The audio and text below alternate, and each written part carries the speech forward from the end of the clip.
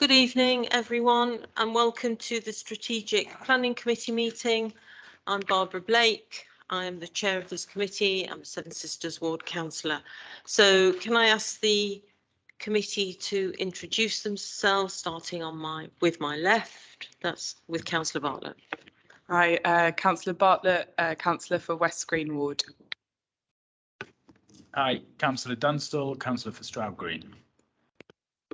Councillor Ezra Over, councillor for Northumberland Park. Councillor Yvonne So, councillor for White Hart Lane. Matt White, councillor for Tottenham Central. Lester Buxton, councillor for Crouch End. Councillor John Bevan, Northumberland Park. Luke Corley Harrison, Crouch End. Councillor Worrell, Stroud Green. Thank you. And if the officers present can introduce themselves, starting on my left, please. Justin Farley, legal officer. Rob Szosowski, Assistant Director for Planning, Building Standards and Sustainability. Robin McKnocker, Head of Development Management. Bob McIver, Head of Building Control. Bryce Tubble, Interim Head of Planning Policy, Transport and Infrastructure. And Fiona Ray, Acting Committees Manager, Clerk to the committee. Thank you. So I don't think we've got any officers attending virtually, but we've got the screen there anyway, just in case. So thank you. Okay, so item 1, filming at meetings. This meeting is being recorded. All registered speakers should be aware that they will be recorded for live or subsequent broadcast via the council's internet site or by anyone attending the meeting. If you are joining virtually, please turn off your camera and microphone unless you're speaking. And we have received apologies for absence from Councillor Rice. So we're on to item 3, declarations of interest. Do members have any declarations of interest? No. Okay. Item 4, there are no items of urgent business. Item 5, there are no deputations, petitions, presentations or questions. Item 6, so we're on to the minutes. Pages 1 to 10 in the supplementary agenda. Are the minutes agreed?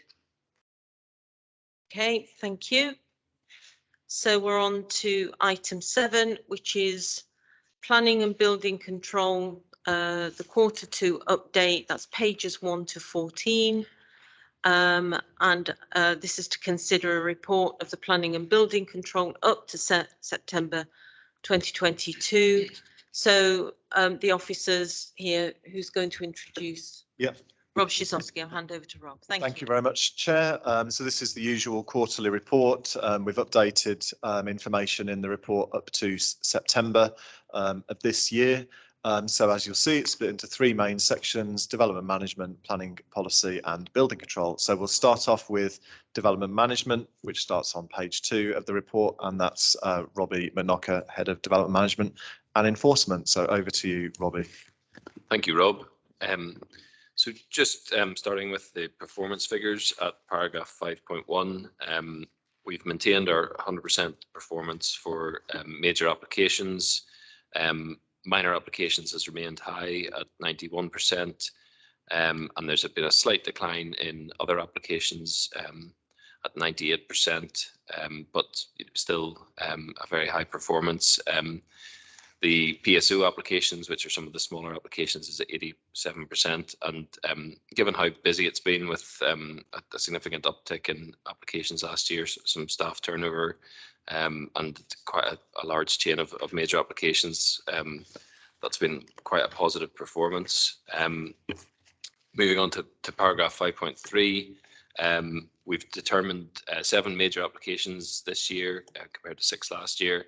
Average time for that has increased, and that's subject to planning performance agreements. So that just really is how long it takes sometimes to agree the legal agreement on those.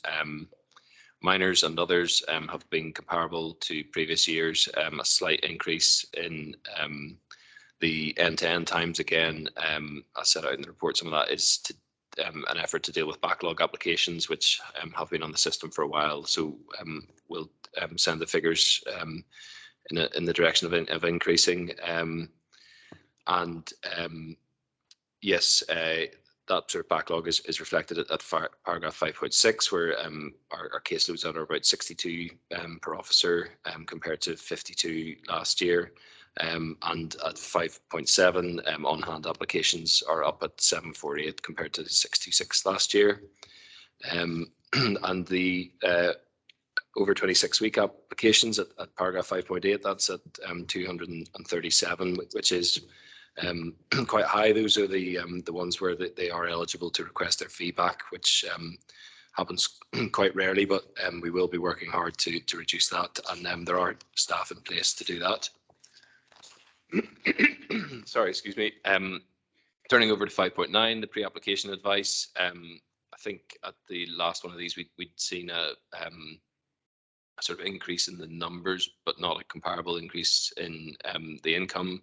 That sort of balanced out this year, which I think just shows that is somewhat volatile depending on whether you get pre-applications for large developments or smaller ones over the year. So 82 generating a total of 145,000 compared to 106,000 last year, and similar for the householders, 51,63 last year, and comparable income. At 5.10, we just look at the planning performance income, so 106,000 compared to 530 last year. Again, slightly alarming when you see those figures, but it just really depends on the timing of when those arrive in our budget, depending on when they're agreed. So we do forecast that and expect that to be comparable to the previous year. As set out, there's a lot of that still coming. At 5.11, we just introduced some new pre-application fees last year, which have proved popular. So 19 instances of the express pre-applications. So that's just a written response for people who don't need a meeting, generating £5,000 so far this year. And 9 instances of our new fast track certificates of lawfulness. So that's £7,000 of income, and 4 instances of the fast track householders, generating 2,000 so far this year. So that's all new income compared to last year, and obviously will increase as the year goes on. Moving on to planning decisions at 5.12, committee met 7 times in the last financial year, May, June, and of course it was 3 times in July, and then September. So that has been a busy period. And just moving on to 5.14, which is one of the key statistics that we update you on this is the major decisions and quality of decisions, as it's called by government. So that's looking at a 2-year period plus 9 months for appeals to work through the system to assess our quality. So the threshold there is not to have more than 10% of those overturned. Since the report was published and our sort of indicative figures at 5.19 were published, the government has now published those figures and shows us actually to be performing much better, only 2% overturned. So we've escaped that threshold and designation for another year. And we'll just be looking at again at how that's calculated to understand why our figures differ so wildly from governments. It is complex and it is quite difficult to understand, but the news is overall positive, and we'll hopefully be able to look ahead to the next 2-year period and predict what that will be. So moving on to planning enforcement, notices and complaints have largely been the same, 319 compared to 353 complaints last year, and notices are 22 compared to 35 for last year. And at 5.22, this was just an update on the performance of the team that Councillor Collie Harrison had requested last time. Firstly, it starts with the acknowledged complaints, which I think you'll have had in previous reports. There have been shortages in the customer services team, which mean that performance figure isn't as high as we'd like. Some of the new IT system will help with that and automate that process, which should get that figure up. But then as you move over to page 6, it just shows our performance. So There's a target to make a decision on enforcement complaints, so take enforcement action, close, negotiate, those sort of options, and performance on that is at 97% compared to 91 last year. So performing quite well on that and meeting that target. And then finally, just going on to 5.26, member training and site visits. Members will know we've been to Clarendon and Wood Green, Tottenham Hale, Woodbury Down and Kings Crescent in Hackney, and we're looking ahead to providing some future training on viability with our one of our third-party assessors, but would welcome any other suggestions for future training. Thank you. So are there any questions or points of clarification, please? Councillor Dunstall. Sorry, yeah, thank you. A couple of queries, some of them are a bit in the weeds perhaps. 5.6, where we've said there's a 10 case increase year on year. Is that, why is that when the numbers seem broadly similar? Have we had a reduction in staffing, like a permanent reduction, or is there staff turnover and we're recruiting, or yeah? I think the on-hand applications are in 5.7, so they're roughly, well, slightly more than 100 more than the last year. So that is spread across about 10 officers. So that's really why that has increased. We just, I think, we've seen a pipeline of major applications that have all been approved, and a lot of those have then they're on site, they're building things, and that's generated quite a large number of approval of details for conditions and things. So that's really skewed the numbers. There was that 10% increase in planning applications that came in quite a big bulge last summer, and then at the time that those sort of needed attention, we had 2 officers turnover. So there's been a number of factors that have led to that. Applications are showing to be sort of 10% down again, so we're now back to normal level. We've got the full complement of staff, so it just takes some time to work that through, and with all of those approval of details, they just can take time because they're complicated. So I think we will start to see those numbers reduce when we next update. And I had another query, sorry, on 5.19. My original query was around the fact that we were looking so far over the threshold, and then you've said that government have published figures saying that we're at 2%, but our figures say something. Is there? So my original query was what are we doing to mitigate that issue? And my second query is how are we so wildly different from what government's published? I guess we don't know the answer to that yet. Yes, in terms of mitigation, they look at the figures so far behind. So it's 19 and 21 that have been published. So that is March 21 working through 9 months and then taking almost a year to update. So it's sort of by the time you're designated, it's long in the past. So at the moment, the figures will be what they are really for the next year. In terms of future years, it's just making decisions that are defendable at appeal and winning more of those.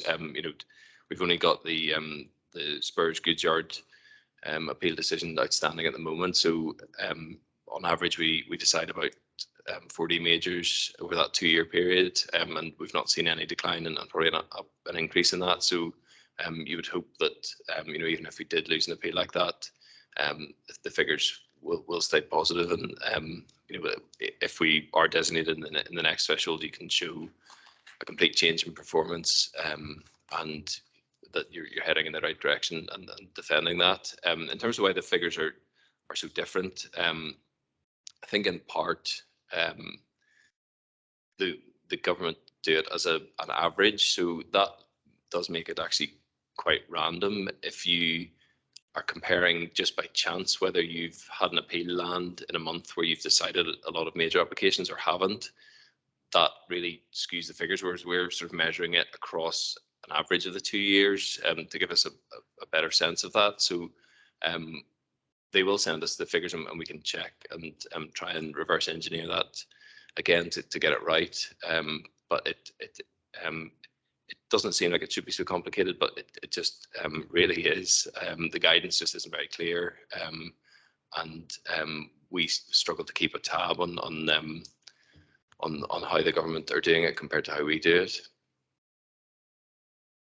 Councillor Corley-Harrison.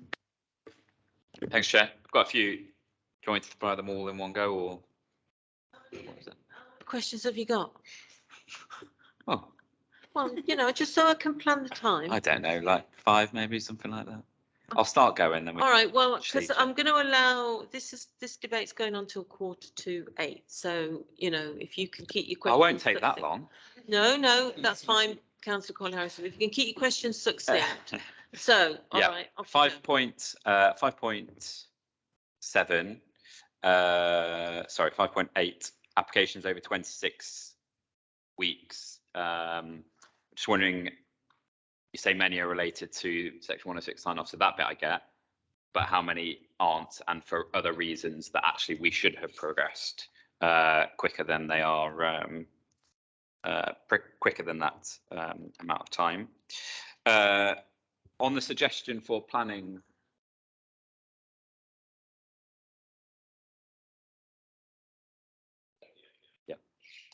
on planning visits, I mentioned this to Rob last time, but I'll say it again for minuting, which was it'd be good to go and visit major applications that we approved within the last few years that maybe caused some concern amongst the panel. So there was maybe a split vote or something like that. So we can go and visit and see the outcome, you know, and how the concerns were, or whether they came to fruition or not, basically.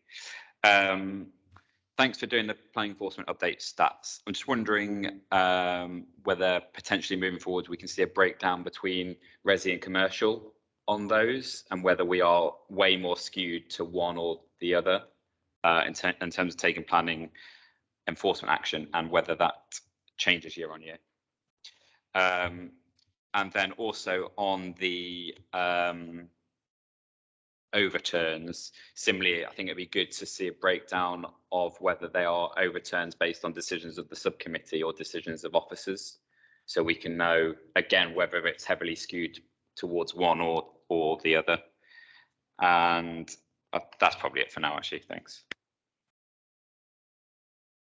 Was that 5? Sorry, was that 5? 4? Yeah. Well yeah, done, got thank 4. you.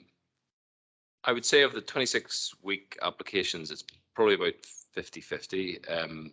So there's probably about 100 that just need someone to move them on. So either someone that has an applicant just isn't coming back to us. So you know, sometimes it's just a case of withdrawing that, refusing it, things like that. And it's not always a priority to just clear those things because there's more pressing things. So you know, we are well staffed at the moment and starting to make some inroads into that. And yeah, there just have been some challenging applications that that are, you know, I've signed off today that, you know, we'll clear 5 or 6 of those. So you know, I don't think it's just on that point. Is there some that we're in danger of them going for non-determination? Some, but not many. Yeah. I think planning inspector, you know, it does take some time, so people would prefer to resolve them. I think, yeah, most just applicants haven't sought to progress, and we've asked for something to be amended, an additional report, things like that, and they haven't come back to us. So you know, there's not many of those that people are seeking to progress. Yes, happy to visit applications that were challenging. I'll have a think about that. What, you know, what's built and what we could what the sort of split was. I suppose it would be about sort of 3-4 years ago before something's finished, but we could certainly have a look at that. question on enforcement. Our stats might not be able to produce that is my first answer. So we categorize things in terms of unauthorized change of use, unauthorized works, works to a tree. So that doesn't give a natural split. But we could break that down into those categories if that was helpful, to show what is sort of physical works and what is change of use. So those are the biggest categories really. That's all we largely get. List of building works and then trees.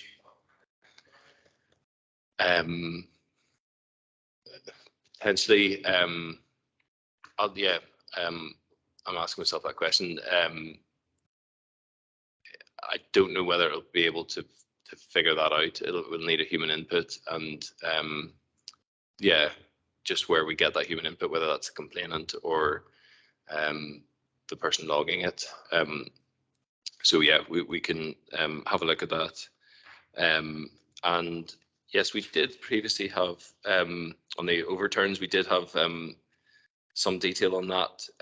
So paragraph 5.18, I think we do mention that West Green Road as the most recent one was an overturn. Was Gildens was on a very fine margin, but I think as part of a refresh of this in terms of looking at the latest set of stats, we've got 4 overturns. We've called them overturns, but that's lost appeals really. It's not the same as a committee overturn. Yeah, we could look at that and just break that down just into what those appeals were. Yeah. Councillor White. That's fine, Chair, but my question has already been asked. Thank you. Thank you. Councillor Worrell. Thank you. My question was just on point 511. You mentioned these kind of fast track services, and I think earlier in the document it was mentioned that officer resource was quite overstretched, and I just wondered what impact these kind of fast track things had on officer resource. Is it sort of a case of if someone's willing to pay, you sort of have to drop stuff to work to get something through immediately, or is that kind of designated to a specific staff member? Could that have contributed to any of the backlog, I guess? Thank you. Yeah, good question.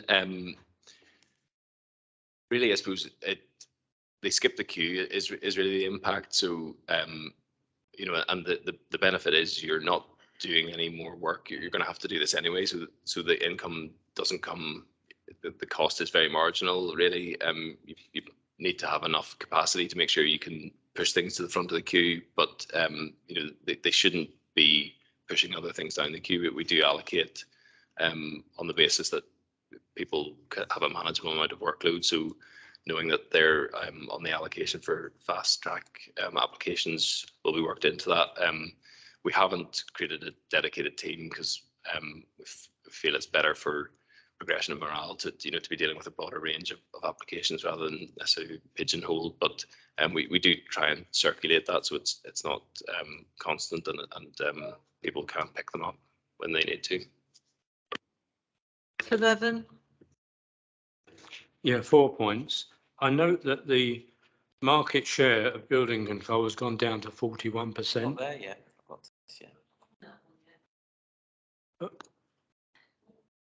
Well, look, we've only got to 5.26. On the building control bit, yeah. We've got here. Okay, well, I'll carry on with my other points. And so this point applies to planning and building control. Apprenticeships. I know we've raised this issue in the past. Can you give us an update on the apprenticeships in both of those services? And then also, it says the complexity of the 106 agreements. Is there capacity within our legal service to ensure that these are dealt with in a timely manner? And then lastly, I'm not sure, but on this page 10, it refers to, no?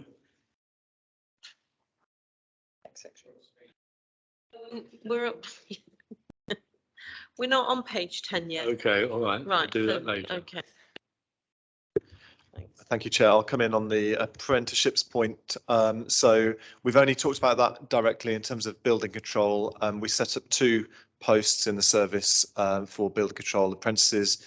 We recruited to 1. Sadly, that 1 apprentice left. So we're now looking to fill those 2 posts back up again, and also using some support from the local authority building control body, which is a national body that we work with. So we are looking to do that, and that is to absolutely minimise the cost to the council. So we've had a bit of a false start with one leaving, unfortunately, but we're not letting go of it. We're making sure that we have those 2 posts still, and that we're looking to fill them. I'll just ask, as the answer to the question is actually only about building control, because we don't have any in planning, I'll just ask Bob McIver if you want to elaborate on anything on the building control apprentices point. Thanks.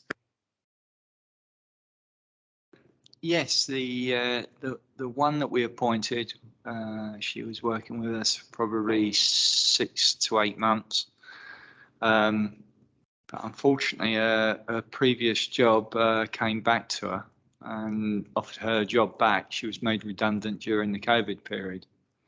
So she got offered the job back. And we had a long conversation, and she said she would prefer to work in an office in front of a screen all the time rather than going out on muddy building sites, was the reality. Yeah, it's unfortunate, but we'd spent quite a lot of time with her. I think she was also struggling with some of the studying as well. It wasn't quite what she thought it was going to be. And just then the question on legal agreements. So we have brought in some external resource using outside legal firms. So that has boosted our capacity.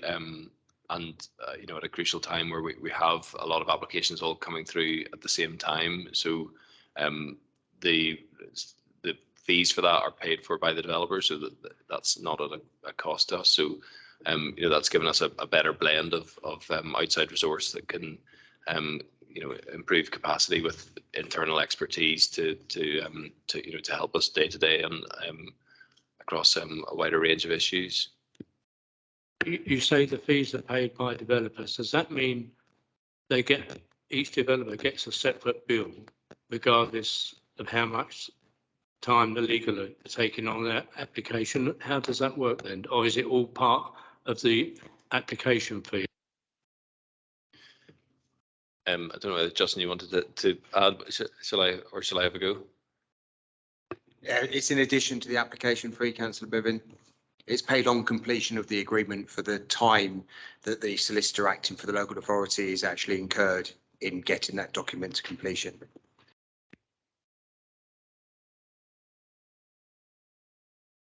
Okay. Oh, Councillor Say. Yeah, I'm just wondering if it's possible that when planning officers make these determinations, they can make mistakes. And you talk about the fast tracking, and is it more likely that they're going to make mistakes if they're fast tracking?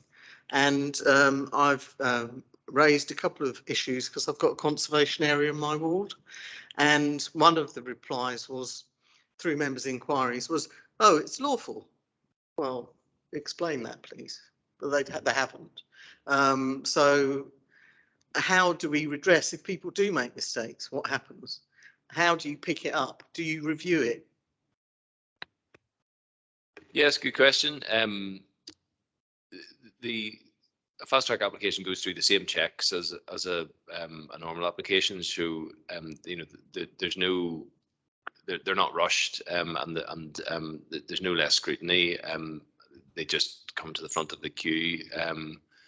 They get the same checks early on because you know, we don't want to commit to fast tracking something and then discover there's an issue with it. So that is generally part of our approach, but they're given extra scrutiny at the start to make sure that when things come further down the line, there's no problem. So you know, if anything, they're scrutinised more, and yeah, they're checked by a senior officer before they're issued.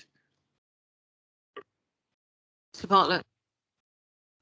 Thank you. 2 questions. When you talk about the use of planning performance agreements, why has the amount generated changed so much? year on year, I think it is, or I may have got the time period wrong actually. And the second question, sorry,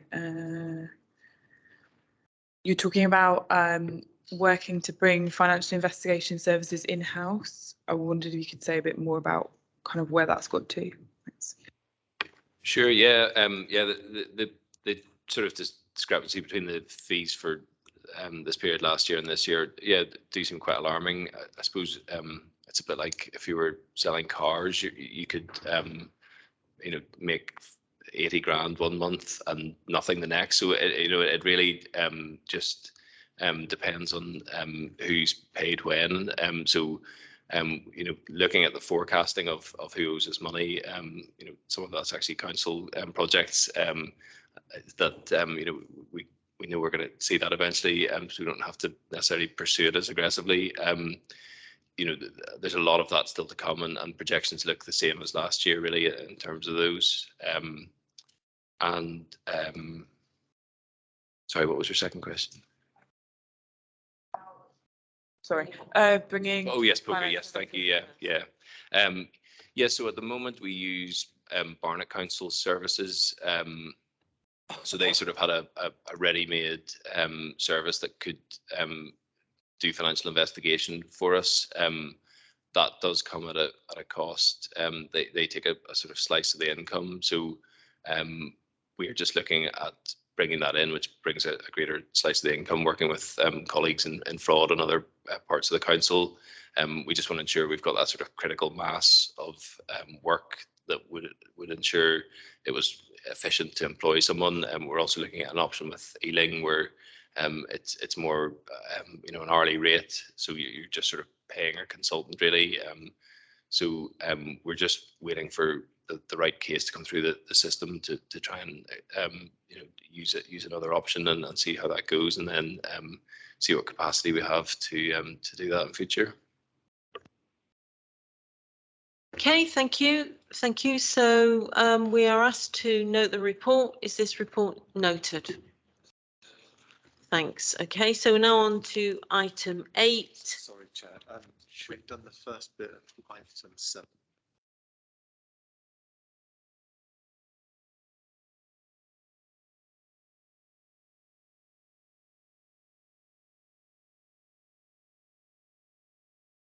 Page 7 then. So it's page 7.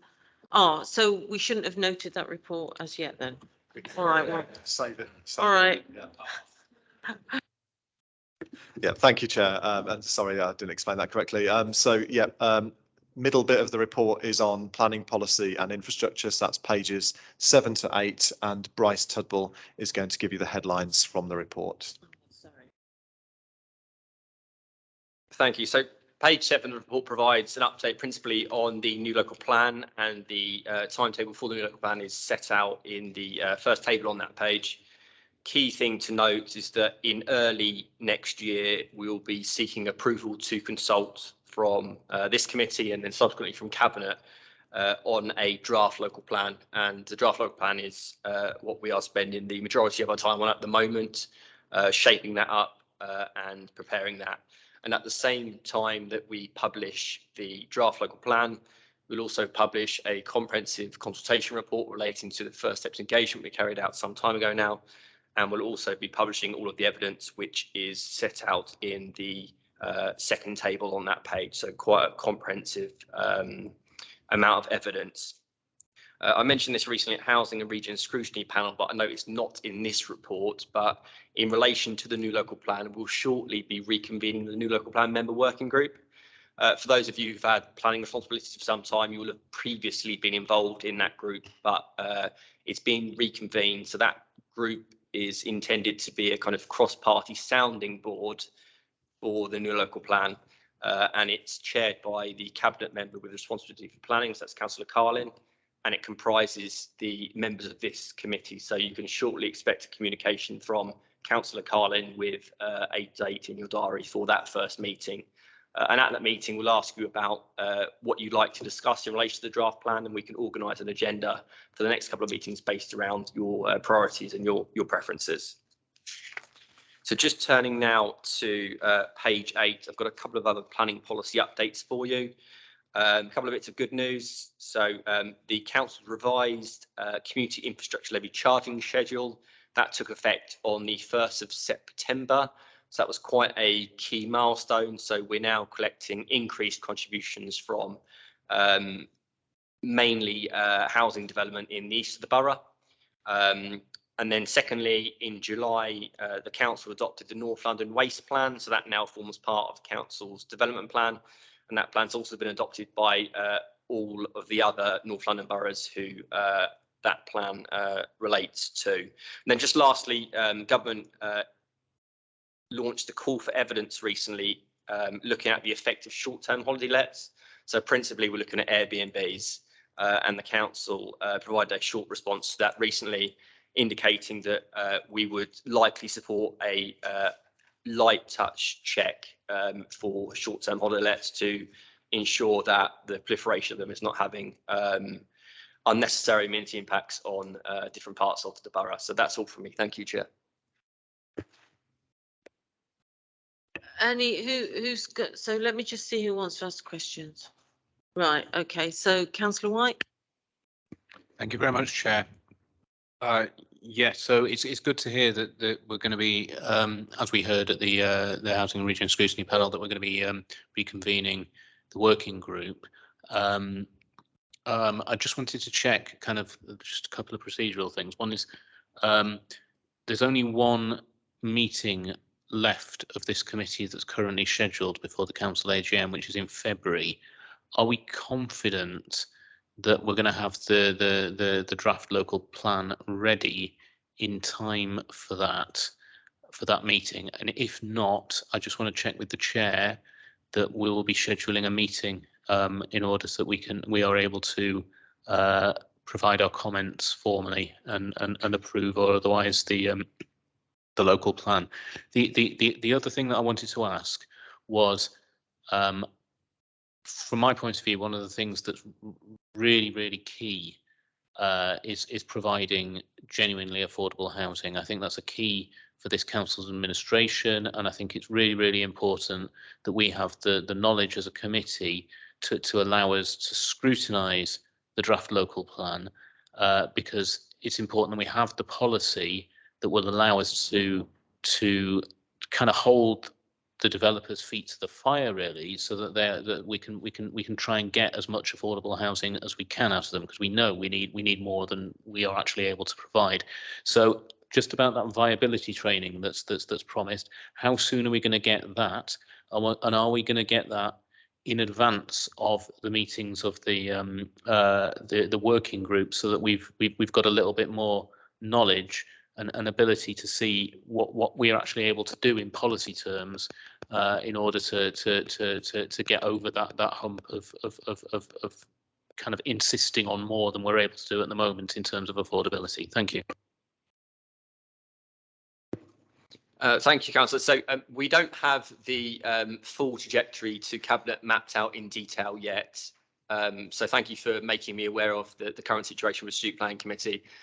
In the past, we have arranged with the Chair's authorisation for special meetings to discuss items like this. So certainly that's something that we'd be supportive of if required. Second point about genuinely affordable housing. So yes, note the clear commitment in the Haringey Labour Manifesto around truly affordable housing. So we'd be happy to go into that in some detail as part of the new local plan member working group. I've already got a good presentation which I'd be happy to share with you. We can talk about the need as indicated by the evidence, and also we have a viability consultant on board, so we can talk about the outputs of that work so far, what that means for balancing different considerations. And as part of that commission, there is a commitment to deliver a presentation to members. So if necessary, that could include an element of viability training, as was delivered a number of years ago and was quite, I think, well regarded by members who attended. Okay, I mean, sorry, we will be having discussions so about that, and I absolutely take on board what you say. I think it was right. So if you can let us have a discussion and we'll come back to the committee on that. Thank you. So Councillor Worrell. Thank you. I was just interested and glad to hear that Haringey's participated in the consultation on short-term lets. And just, yeah, for the record, I'd strongly support doing research into the possible impact of that. I know you mentioned we don't really have any quantitative data, but I wondered if you have any sort of qualitative insights at all. Because I know it's a really big problem in sort of like more like right in the centre of London, but I know nothing about whether that is actually an issue in Haringey at the moment. And I wondered, in our response to the consultation, was there any scope for us to broach whether going further than a registration scheme might be desirable, like a full licensing scheme, or was that out of scope of the consultation? Thanks.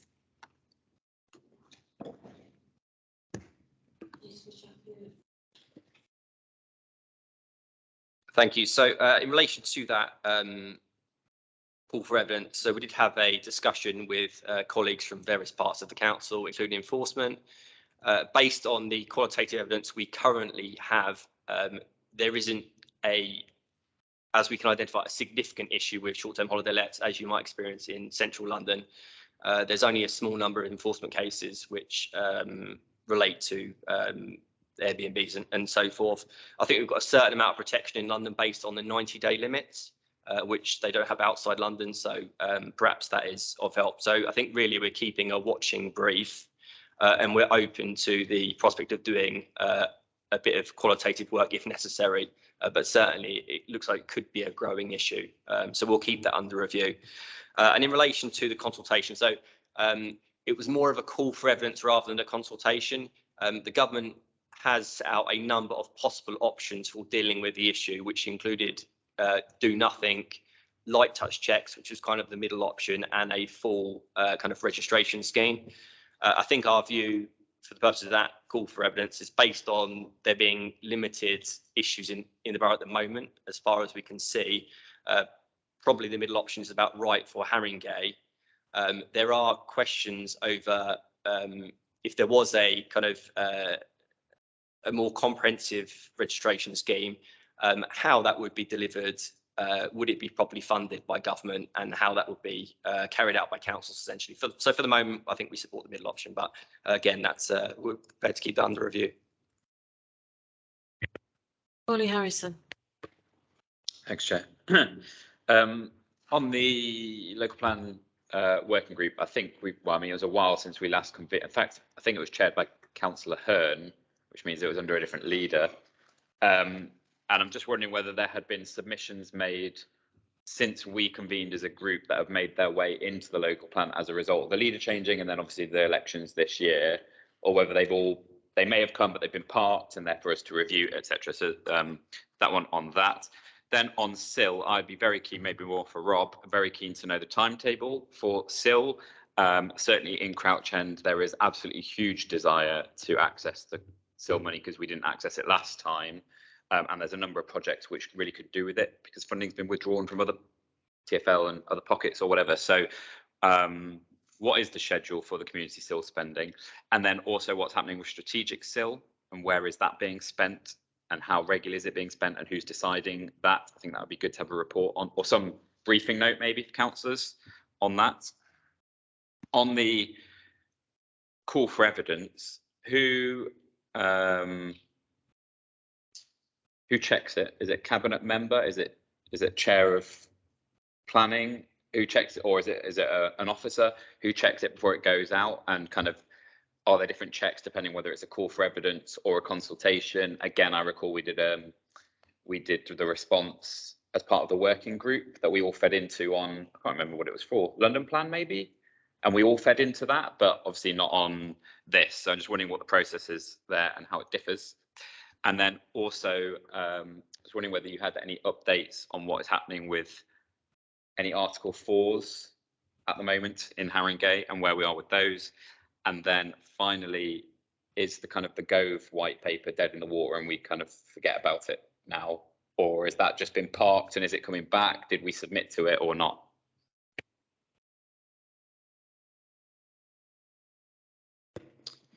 Thank you. So in terms of the local member working group, so there were, I believe, 4 meetings under Councillor Hearn. There were subsequently 4 meetings in the summer of 2021, or sorry, late 2021, whilst Councillor Bevan was the cabinet member. So we've had, I think, 8 meetings in total.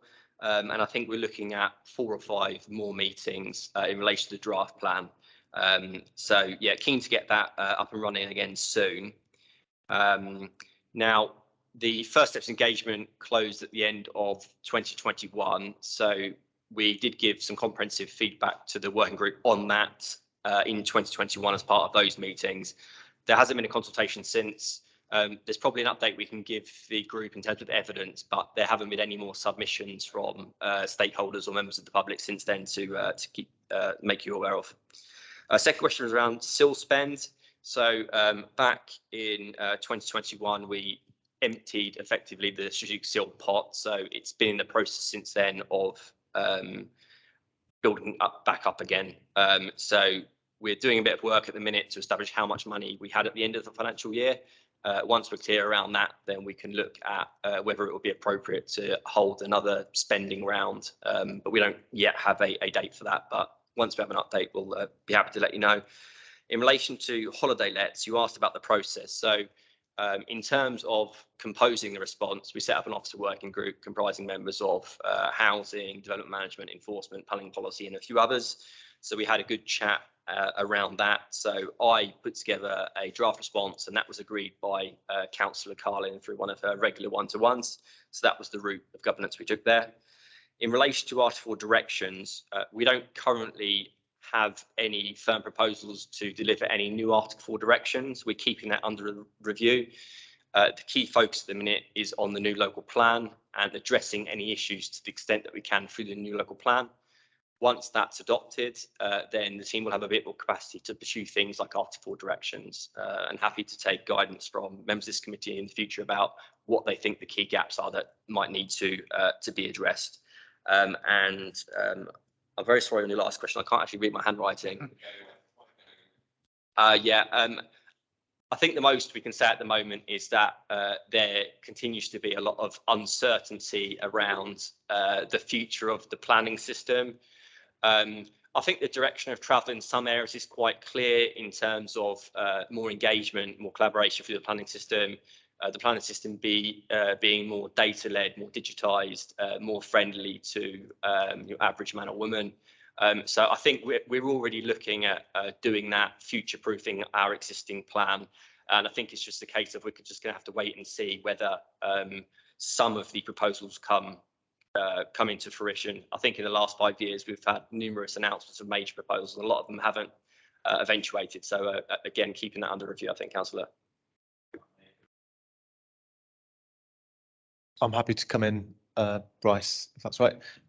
Yeah, just on the SIL timetable. Yeah, we'll be looking at 2023 to do another round of neighbourhood SIL, and we know neighbourhood forums and other communities around the borough will be very interested in that.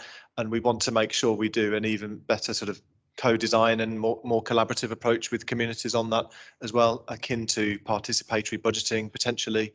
But we'll be discussing that with cabinet member, and obviously we'll be discussing it with strategic planning committee as well. So we want to have an improved approach to neighbourhood SIL going forward. So we're looking at 2023, and we are currently recruiting to a new post in the team on SIL and Section 106 as well to help sort of supercharge and speed that up, to have an extra officer on that. And you asked for sort of update paper on SIL as well. And just to add to what Bryce has said, we did send a report very recently, just over the summer, to Housing and Regen Scrutiny Panel. So that was June, I think, specifically on SIL and Section 106, and that's got pretty much bang up to date information on that. So I'd definitely refer you to that. Yep, happily send that across to you. Is there a way of the forums fast tracking their access to SIL? Because obviously they're different to the area neighbourhood SIL areas, so to speak. Yeah, understood. The adopted approach is not fast tracking neighbourhood forums, is doing everyone all at once at the same time in a sort of fair and consistent way. So that's the current approach. That could change. We'll be discussing options with the cabinet member in the future. My hunch is, though, it will be rounds done, everyone all together is the most straightforward way of doing it. But we do hear that they're keen to spend, just like other parts of the borough as well.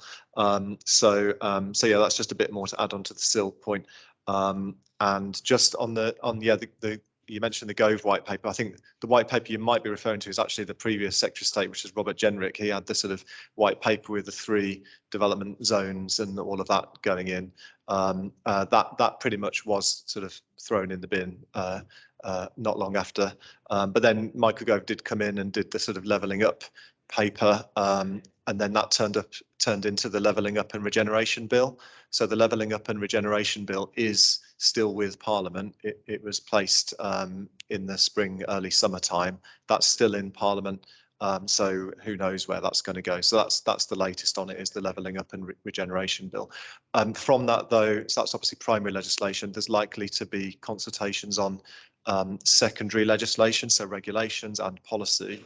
So we will make sure we report those to you as a committee and get your thoughts and feedback on those as well. But who knows what's happening with that at the moment. Okay, thank you. So we're now on to page 9, which is building control. Is that you? Okay. Thank you, Chair. Report's slightly different this time. So I've got the same start, but then I've gone into a number of different things that are happening in the building control world, predominantly around fire, which I thought was probably the appropriate time to release that knowledge which we're gaining every day. So the stats, they're there. The key one there, which Councillor Bevan picked up earlier, is the drop in market share. Part of the reason around that, not the whole reason, but part of the reason was in June we had new regulations come into play, and what we found was in April, May, and June we had a significant number of applications from approved inspectors, private building control bodies, to try and get in before the actual regulations take force. You'll probably will then come back to me and say, well, didn't you have the same applications come in to us? The slight difference being is when new regulations come in now, there's a transitional period. So they have to be in by a certain date, and then they have to be started on site by a certain date after that.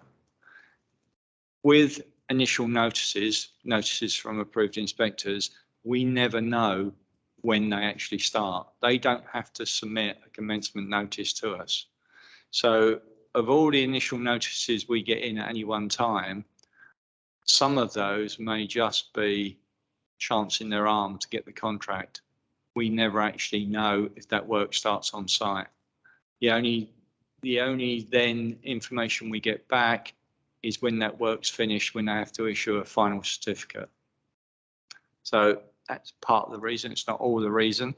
The other part of the reason is what I will come on to about the Building Safety Act and what's happening with there. What we've seen is a change in the way approved inspectors are now beginning to work.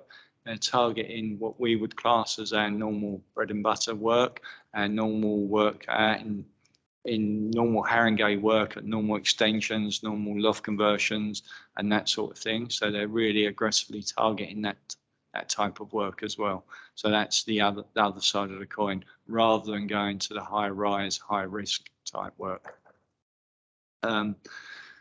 So that's the stats. Dangerous structures, they're on a sort of level, but it's worth pointing out that we've had 2 significant dangerous structures in the last period, one of which included we had to demolish a whole property because it was dangerous. It was made more complex because it was right on the boundary with Hackney. And the way it became dangerous was because of building work carried out on the Hackney side of the boundary. So that made life a little bit difficult. Working between us and Hackney, we took primacy and actually got our contractor to demolish the building, and that's still ongoing. So that's the sort of stats side of things. We then come into the regulations and the Act and everything that's happening with that. As I mentioned, we had 6 new approved documents, so 6 lots of new regulations come in June, beginning of June. And then the most significant thing was the Building Safety Act. I've spoken to you before about it was the Building Safety Bill. It finally achieved royal assent in April, end of April.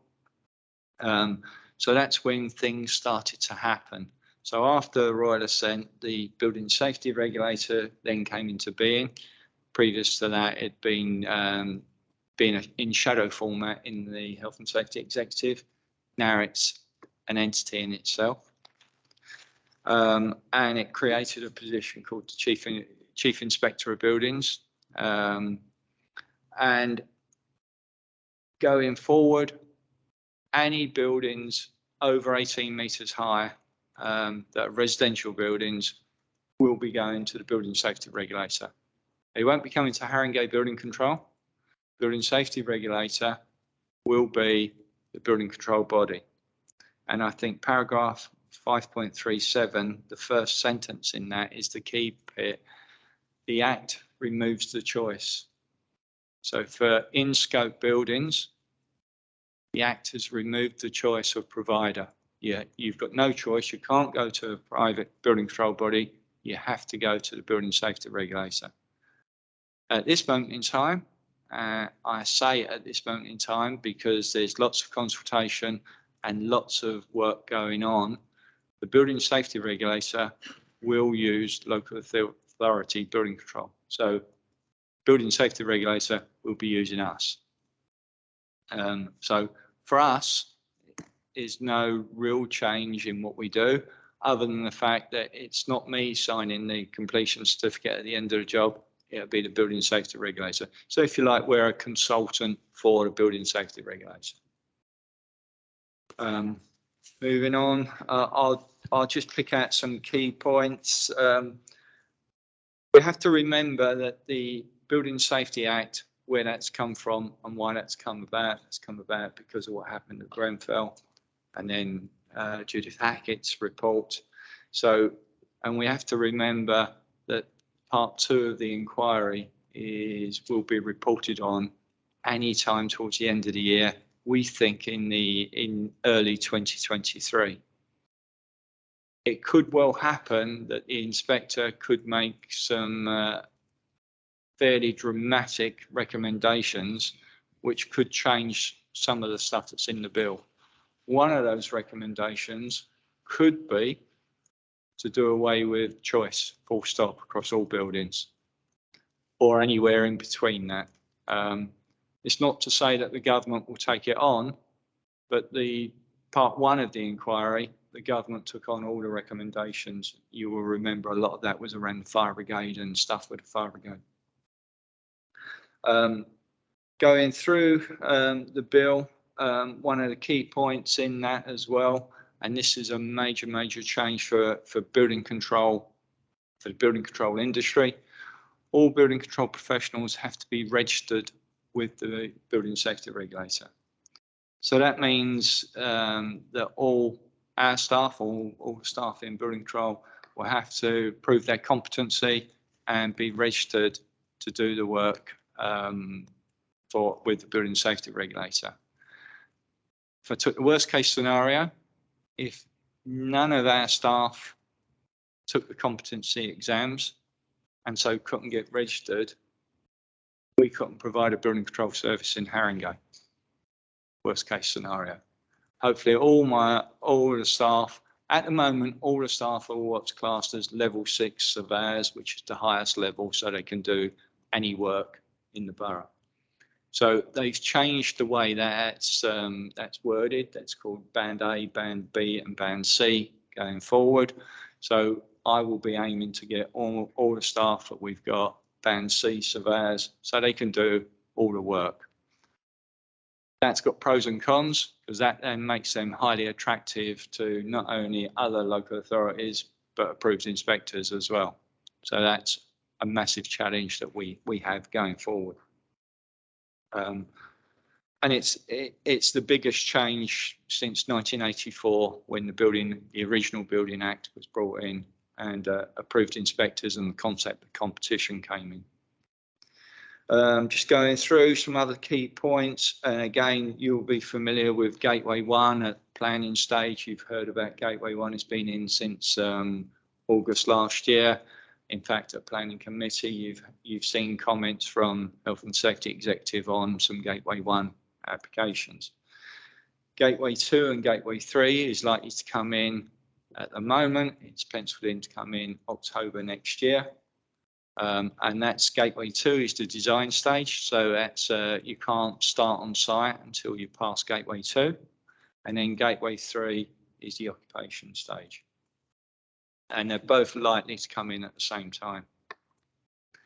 The Act places quite a big obligation on local authorities to support the building safety regulator. So that's building control and also housing colleagues as well, or private sector housing are being looked at to support the what they call MDTs, multidisciplinary teams within the Health and Safety Executive or Building Safety Regulator, and that includes the fire services. So for us, the London Fire Brigade. So when we look, and we are looking at London as a whole. So London as a whole has got 68% of all in-scope buildings in the country. So most of the work is in London. And when we move on to existing buildings, what the Act is saying that all existing buildings will undertake a building safety case review within the first 5 years of the Act coming in. And of those buildings, there's over 12,500 existing buildings. So that's 7,000 to 8,000 in London, which building control will be asked to work in that area as well, which is a whole new area of work. Major challenges going forward are obviously resourcing and succession planning.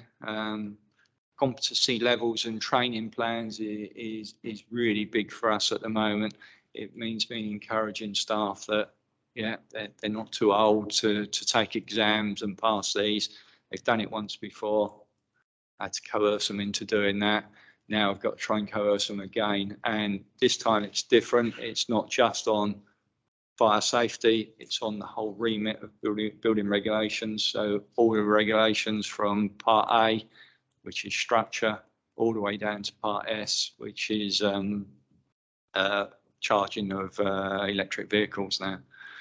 So there's a massive range of what you can imagine in between that, including all things accessible, disabled access, and the climate action stuff that we have to do under Part L and Part F.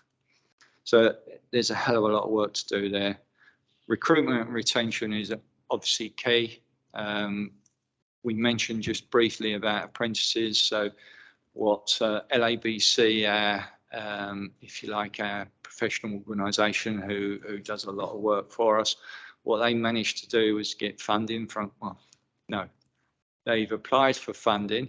It's yet to be signed off. It's been agreed, let's say, but who knows what happens with government at the moment, to bring in recruits into the organisation, new recruits, and we are looking to take 2 on of those recruits, and that's for a 3-year period. And then after the 3-year period, they hopefully become, in current day language, level 4 surveyors, in new day language, band A surveyors, so we can employ those. So whilst the band C surveyors are doing high-rise complex stuff, we've still got people to do the lesser, supposedly easier stuff. It's not quite the case because, as I'm sure you all realise, sometimes on a large job, you've got relatively professionals working on it, whereas on smaller extensions and loft conversions, it's not always the case. And then the last point on page 12, 5.5, was around something that we've spoken about before, and something that you would have seen in the press before, around the issues around single staircase provisions in high-rise buildings. In August, the department issued a circular on single stair provision. It didn't really say an awful lot, if I'm honest. It was really saying what we do now, what we practice now, that whilst regulation and code allows single staircase buildings, there are other things that you have to do and bring into play as well. So it's not all about just saying it complies with BS 5599 or 5591 or the building regulations part B. It's all fire standard stuff.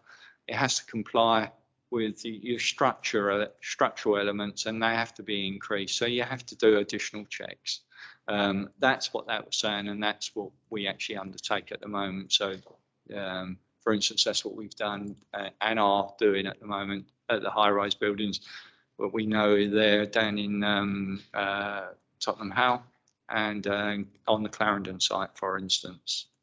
Thank you. Okay, I think Bob's picked up on your points, Councillor Bevan, has he? Do you want to come back on anything? Okay. So it mentions here, section 38, which has been in abeyance since 1984, and it's now been brought into force. Can you just clarify what that is? And then you talk about more than one set of stairs to get out the building. There's been some changes on that. Does that mean that any new development that comes high rise will have to have 2 sets of stairs, or any existing permission will have to be changed?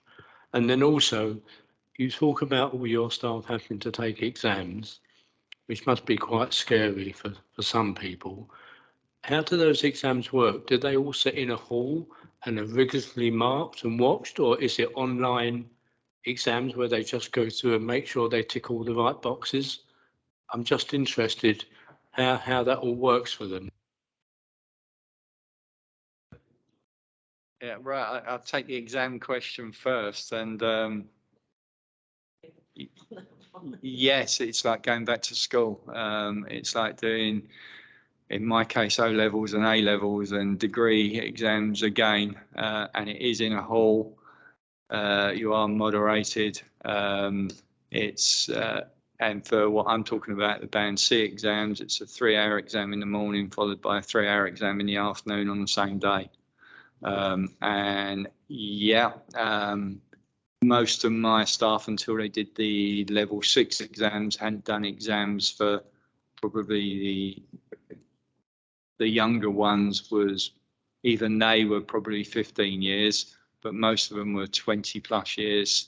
And it's not so much the knowledge, it's exam technique.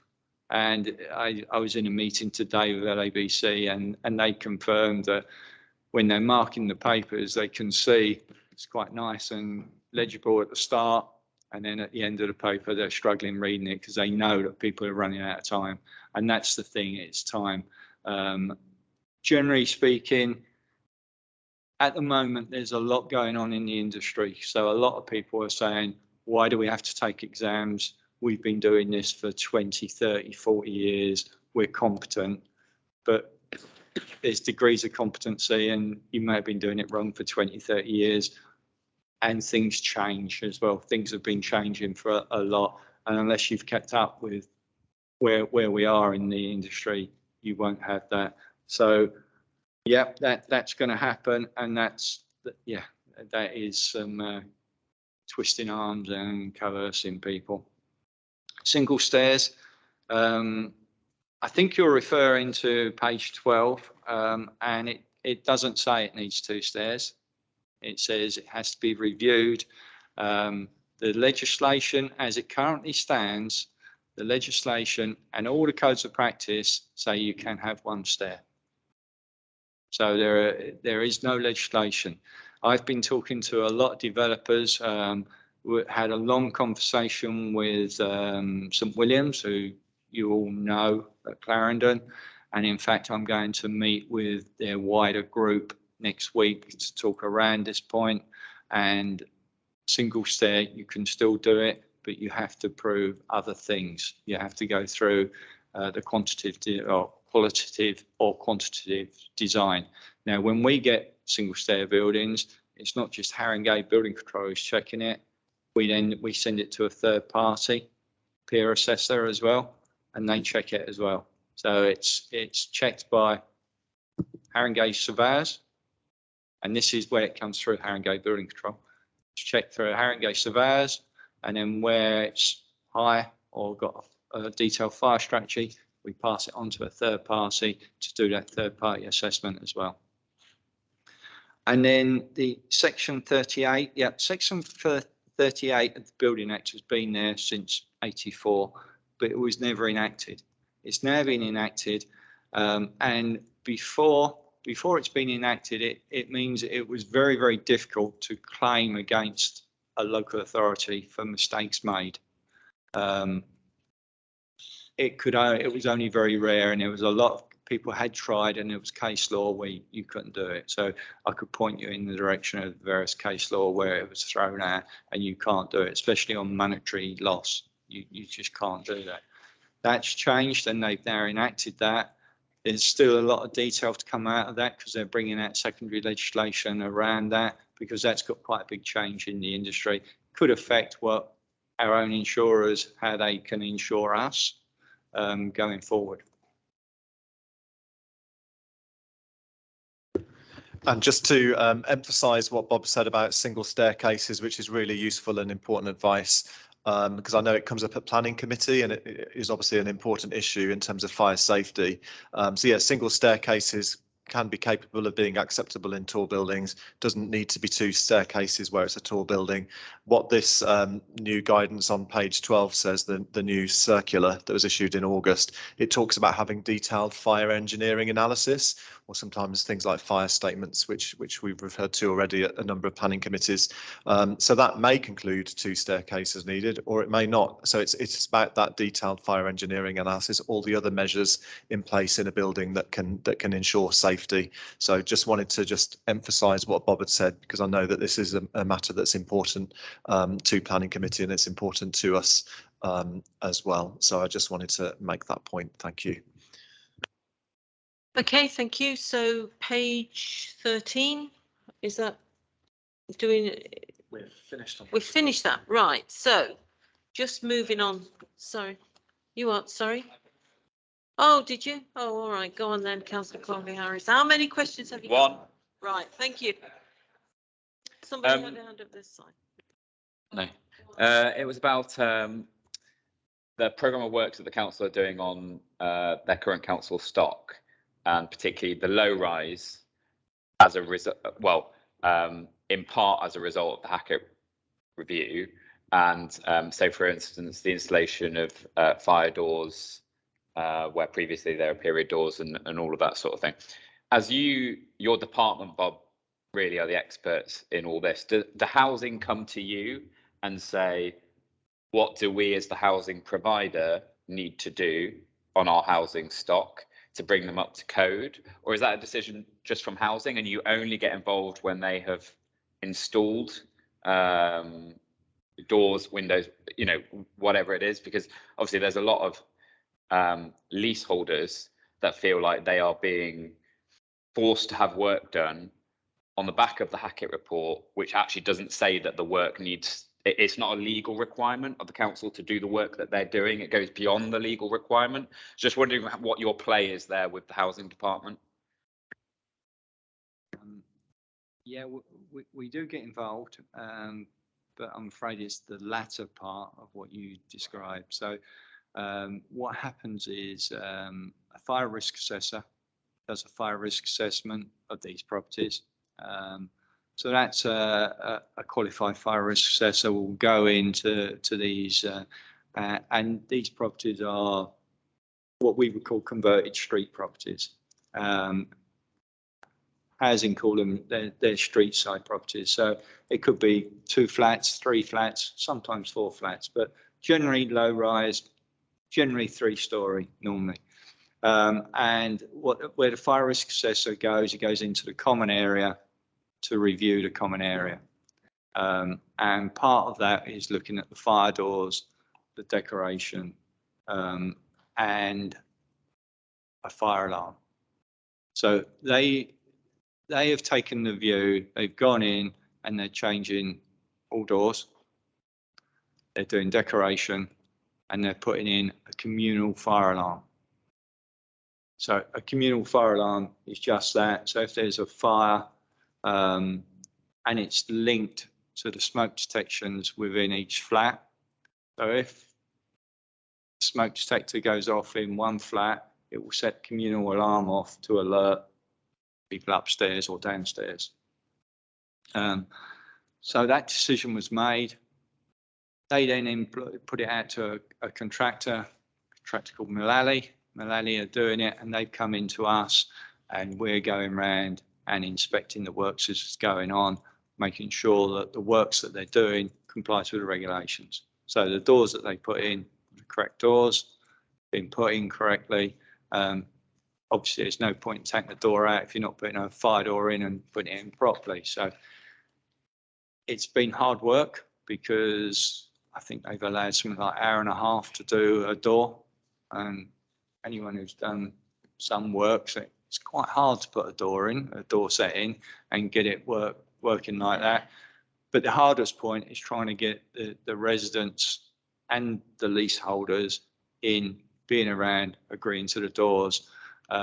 We had a lot of aborted visits there, so I had to write to them and say, we're not going to keep doing this. We will start charging you for these aborted visits. You've got to sort it out. Got better then. And we're going through that process. So we've done probably, I think it's 80 or 90% are done, but it's that last 20% which is going to be a problem, getting that finished so we can issue completion certificates. Isn't it also the case that Mullally are the ones doing the inspections in the first place? And then they are the ones doing the works? I don't know. I can't comment on. I don't know that. I don't know who did. I thought it was, as it was then, Holmes and Haringey fire risk assessors doing the initial assessments, but I don't know. Okay, thank you. So moving swiftly on then, do we note this report? Right, thank you. Sorry, what was that? A comment? Thank you. Okay, so moving on to item 8, which is planning and building control system. So there's a briefing note, and that's Rob Shizdowski and Robbie McKnocker on this one. Yep, thank you, Chair. So this is a new IT system for development management, planning applications, and also for building control.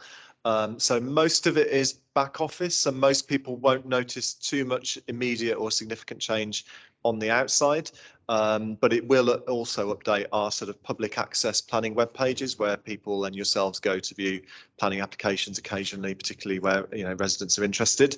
So viewing planning applications and also building control applications as well. So our existing system is old, it's out of date, it's got many problems with it. You'll know it has downtime. You've probably sometimes gone on to check something on a planning application and the website doesn't work. You can't access anything. So there's lots of problems with it, and it really needs an update. It needs a refresh. We need a new system. So we've been working on this recently. So the new system will be much improved on the existing system, more reliable, easier to use, and the report sets out all the benefits on page 15 that we're looking at. So this report is here really, firstly, sort of make you aware of it. The next few weeks we'll be working on a transfer from our old system to the new system. So lots of work behind the scenes. Again, shouldn't notice too much on the surface of it, but there will be some changes.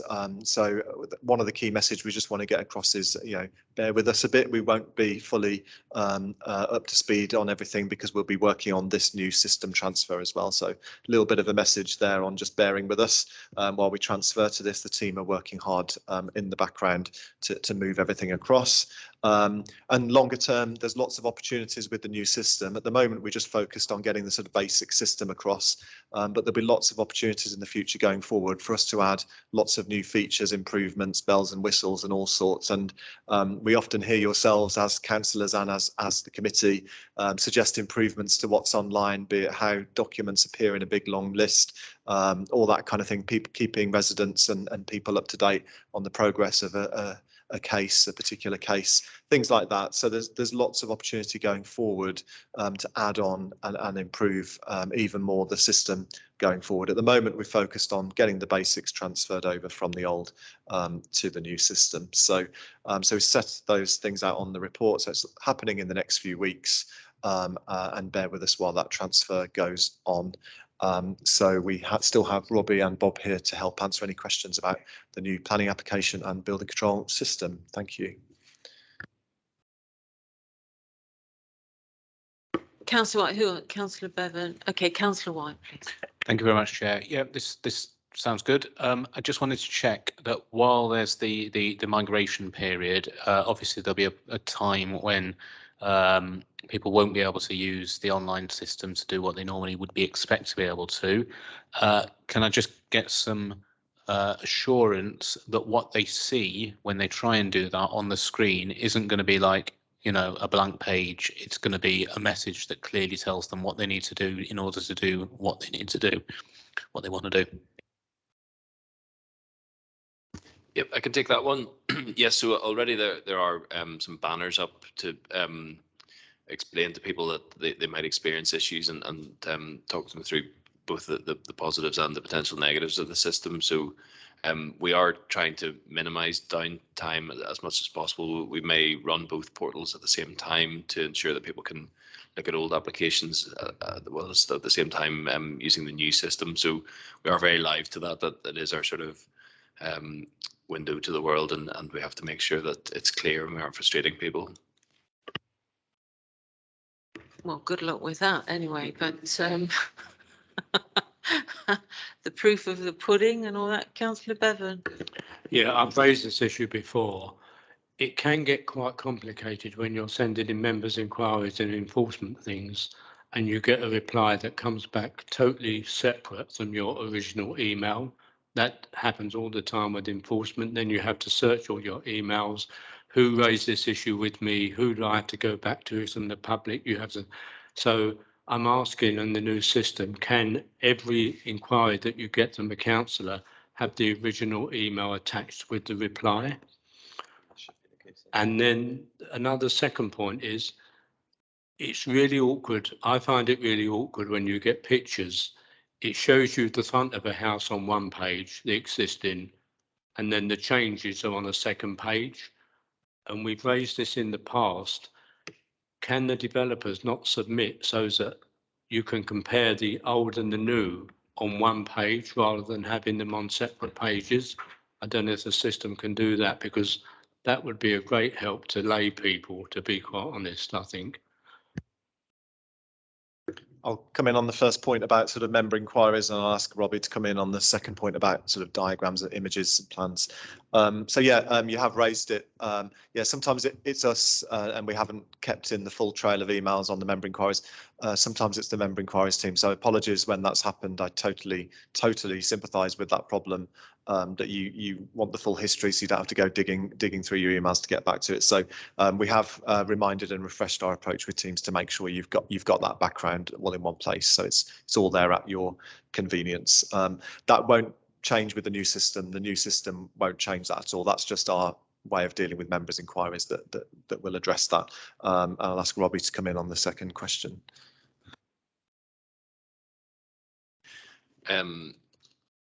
Sorry, it's left my head. The pictures, the plans. Plans, yes, sorry, yes. Yeah, so it is in our validation list, because it is a very valid point. And we're really in the hands of developers as to whether they do it that way. I think you know, there's a lot of new technology that this system opens up that we can, you know, artificial intelligence, things like that, how things will be automated that will allow us to make for a much better user experience. So you know, we can certainly look at that and how it brings things together and how it organizes the plans, things like that. But we are largely in the hands of developers or their architects in what they submit and how they lay them out. It is very difficult to say, well, you know, this isn't a valid application because you've not done it that way. But I completely understand your point that it makes it much easier to have that comparison of before and after. So we will look at it. Okay, councillor Collier. Yeah, very similar point to John's about member inquiries, but when we get, sometimes we get decision notices and they come as a blank email with an attachment, and then the attachment just has a reference number, which we then have to go and, it doesn't even have an address, which we then have to go and look up. You look them up, I reckon half the time it's an application I've never heard of, not even in my ward, I've definitely not commented on. So I don't know where it's come from. So I've just given up looking on them. And then we have to chase, obviously, for the ones that we are interested in. So will this system resolve that issue, or is that a human change that needs to happen, like with the member inquiry one? Yes, it's a bit of both. I think some officers will notify ward councillors as a matter of course. So then if the application is decided, you're notified. If it goes to appeal, you're notified. So that does start to clog things up. The new system will be much better at linking reference numbers together. So if you submit an enforcement complaint, the system will be able to give you the reference number for that straight away, and that won't change, rather than sort of getting a sort of automated reference by this system that receives the enforcement complaint, and then another reference from the system that holds that and deals with it. So that side of things will be much better. It's the first I've heard that the members are getting too many of those emails. You know, we were looking forward to being able to automate a lot of that and send you more updates. So we'll maybe just have to be. Yeah. Yes. Just be grateful. Yeah, I'll look into whether it can be clear that the approach to decision notices will be much better. You could bring together much more information and automate that, so it comes to you with useful information. Whereas at the moment it's a bit of a bodge to try and find a way that avoided too much human input, whereas the computer system can do that now, so you can be very clear. So and we'll see whether there's a way that we can distinguish between those emails to say you're receiving this because you're a ward councillor, or you're receiving this because you've objected. Yeah, I think that's an excellent point that we can incorporate. I think that would be useful, actually. So I think we're all looking forward to the new system. I certainly am. I'm sure all of us. So yeah, anyway, okay. Well, any more? No. Okay. So that's the end of this item. So can we note this? Note the briefing, please. Is that noted? Okay. Thank you. So we're now on to item 9, which is items of urgent business, and there are no new items of urgent business. So item 10, dates of future meetings. Please note that the next meeting date is the 20th of February 2023, other than we'll talk about whether we need an extra meeting at some stage. Okay, thank you. Thank you very much. Good night. Thank you.